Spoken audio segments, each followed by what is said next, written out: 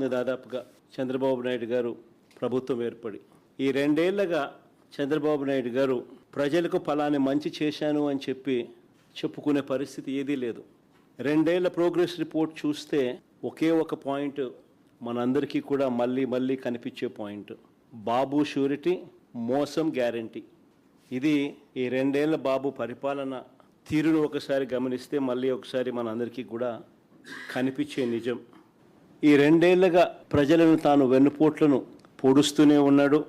రాష్ట్రంలో విచ్చలవిడిగా అవినీతి దోపిడీ జరుగుతూనే ఉంది. వీటి అన్నిటి నేపథ్యంలో చంద్రబాబు నాయుడు చేస్తూ ఉన్న రాజకీయాలు ఏమిటి అని అంటే డైవర్షన్ పాలిటిక్స్. ఏ విషయంలో అయినా కూడా ఎవరైనా గట్టిగా తనను ప్రశ్నించే అంశం ఏదైనా బయటకు వస్తే వెంటనే ఆ టాపిక్ డైవర్ట్ చేసేందుకు వైఎస్ఆర్ కాంగ్రెస్ పార్టీ మీద, నా మీద ఇలా ఒక అడ్డగోలుగా ఆరోపణలు చేయడం, టాపిక్ను డైవర్ట్ చేయడం, ఇది మనం అంతా కూడా ఈ 2 ఏళ్లుగా జరుగుతూ ఉన్న script to screen play cinema చూస్తూనే ఉన్నాం. మధ్యకాలంలో చంద్రబాబు నాయుడు గారికి ఒక అంశం మీద ప్రస్తావన వస్తే చాలు ఆయన బీపీ పెరుగుతూ ఉంది. పొరపాటున చంద్రబాబు నాయుడు గారికి ఎవరైనా కూడా నిద్రలో మావిగన్ అని అన్నారంటే చాలు బహుశా గుండాకి చనిపోతాడు. అంతగా ఆయనకు మావిగన్ అనే పేరు వింటే బీపీ పెరుగుతూ ఉంది. ఎప్పుడైనా మీరైనా పొరపాటున అనండి, ఎప్పుడైనా మావిగన్ గురించి మీ కమెంట్స్ ఏంటి సార్ అని. గుండె ఆగిపోకపోతే అదృష్టము, మిమ్మల్ని తిట్టకపోతే, వెంటనే మీ మీద బ్లాస్ట్ చేయకపోతే నిజంగా మీరంతా కరెక్ట్గా ఏ మేరకు అసెస్ చేస్తున్నారు చంద్రబాబు నాయుడు అని మీరే చెప్పగలరు.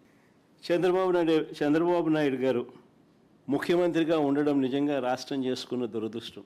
రాష్ట్రంలో నిజంగా ఎంతటి దారుణమైన పరిస్థితులు ఉన్నాయంటే ప్రజలు తమ అభిప్రాయాలను కూడా స్వేచ్ఛగా చెప్పే పరిస్థితి కూడా ఈ రాష్ట్రంలో లేదు. సోషల్ మీడియా ప్లాట్ఫామ్స్లో ఎక్కడైనా అమరావతిలో జరుగుతూ ఉన్న స్కాములు ఎవరైనా చూపిస్తే, పెట్టిన ఇందాపూరు, హెరిటేజు, వాళ్ళిద్దరి మధ్య ఉన్న సంబంధాల మీద ఎవరైనా ఆధారాలు చూపిస్తూ సోషల్ మీడియా ప్లాట్ఫామ్స్లో పెట్టిన, మహిళల మీద అఘాయిత్యాల మీద సాక్షాత్తు టీటీడీ చైర్మన్గా ఉన్న వ్యక్తి ప్రదర్శిస్తున్న తీరు మీద ఎవరైనా సోషల్ మీడియాలో పెట్టినా ఇవేవీ కూడా కనిపించవు. విచ్చలవిడిగా చంద్రబాబు నాయుడు గారు చేస్తూ ఉన్న మద్యం, గంజాయి, ఇసుక, మట్టి మాఫియా ఇటువంటి దోపిడీల పైన ఎవరైనా సోషల్ మీడియాలో పోస్ట్ చేసినా ఈ కంటెంట్ అంతా కూడా కనబడకుండా చేసేందుకు సాక్షాత్తుగా ఏం చేస్తూ ఉన్నారు తెలుసా? ఎక్కడా లేని విధంగా సోషల్ మీడియాని సెన్సార్ చేస్తూ ఉన్నారు. సోషల్ మీడియా పోస్టులపై చంద్రబాబు నాయుడు గారే తన కార్యకర్తలతో తప్పుడు కేసులు పెట్టిస్తూ ఉన్నారు. కుప్పంలో పోయి కేసులు పెట్టిస్తాడు, తప్పుడు కేసు ఉన్నా అసలు చంద్రబాబు నాయుడు గారిని. అసలు అయ్యా చంద్రబాబు, అసలు ఎవరిదయ్యా గొడ్డలి పార్టీ అని చంద్రబాబుని సీరియస్గా క్వశ్చన్ చేస్తూ ఉన్నా. ఎవరిదయ్యా గొడ్డలి పార్టీ?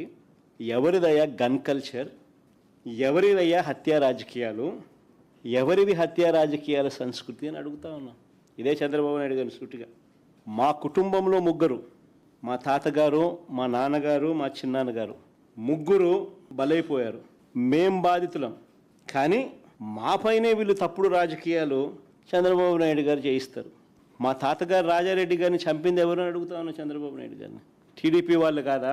ఈ ఘటన చంద్రబాబు ముఖ్యమంత్రిగా ఉన్నప్పుడు కాదా జరిగింది అని అడుగుతా ఉన్నా. 1999 అసెంబ్లీ ఎన్నికలకు ఏడాది ముందు చంద్రబాబు నాయుడు గారు ముఖ్యమంత్రిగా ఉన్నారు. మా తాతగారిని రాజారెడ్డి గారిని చంపారు. కేవలం నాన్నగారిని రాజశేఖర రెడ్డి గారిని పులివెందులకి కట్టడి చేయాలి అన్న ఒక్క రాజకీయ కోణంతో ఆ కేసులో దోషులను బరితెగించి హైదరాబాద్ తెలుగుదేశం పార్టీ సెంట్రల్ ఆఫీస్లో ఎన్టీఆర్ ట్రస్ట్ భవన్లో పెట్టి అధికార దుర్వినియోగం చేసి వాళ్ళని రక్షించినారు, జైలుకు కూడా పంపకుండా. మరి ఇది ఎవరిదయ్యా క్రిమినల్ బ్రెయిన్ చంద్రబాబు గారు అని అడుగుతాను. మా నాన్నగారి విషయంలోనూ అంతే. మా నాన్నగారు చనిపోక మునుపు 2-3 రోజుల కిందట అసెంబ్లీ సమావేశాలు జరుగుతూ ఉన్నాయి. అప్పట్లో ఆ అసెంబ్లీ సమావేశాలు క్లిప్పింగ్స్ ఒకసారి చూడండి మీరు కూడా. చంద్రబాబు నాయుడు గారు అన్న మాట అసెంబ్లీలో, నువ్వు అసెంబ్లీకి ఎలా వస్తావో నేను చూస్తానన్నాడు. చంద్రబాబు నాయుడు గారు అన్న ఈ మాట తర్వాత 2-3 రోజులకి నాన్నగారు చనిపోయారు. దీనికి సంబంధించి నివృత్తి కానీ అంశాలు ఎన్నో ఉన్నాయి. ఎవరిదయ్యా చంద్రబాబు క్రిమినల్ బ్రెయిన్ అని అడుగుతా ఉన్నా. మా చిన్నాన్న వివేకానంద రెడ్డి గారిని ఇదే చంద్రబాబు ప్రభుత్వంలో హత్యకు గురైన మాట వాస్తవం కాదా అని అడుగుతా ఉన్నా. చంద్రబాబు గారి బావమడిది వియ్యంకుడు బాలకృష్ణ గన్ పట్టుకొని టపా టపా అని ఇద్దరిని కాల్చి పడేయలేదా అని అడుగుతా ఉన్నా. ఎవరిదయ్యా గన్ కల్చర్ అని అడుగుతా ఉన్నా.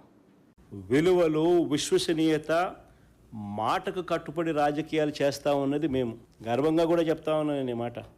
వైఎస్ఆర్ కాంగ్రెస్ పార్టీ జగన్ గురించి నేను ఒకటే గర్వంగా కూడా చెప్తా ఉన్నా.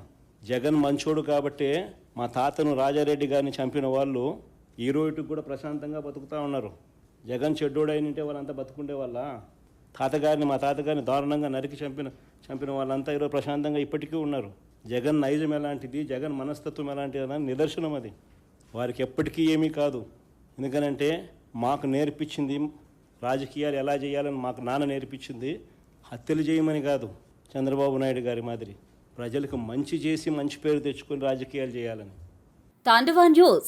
For more updates, like, share and subscribe.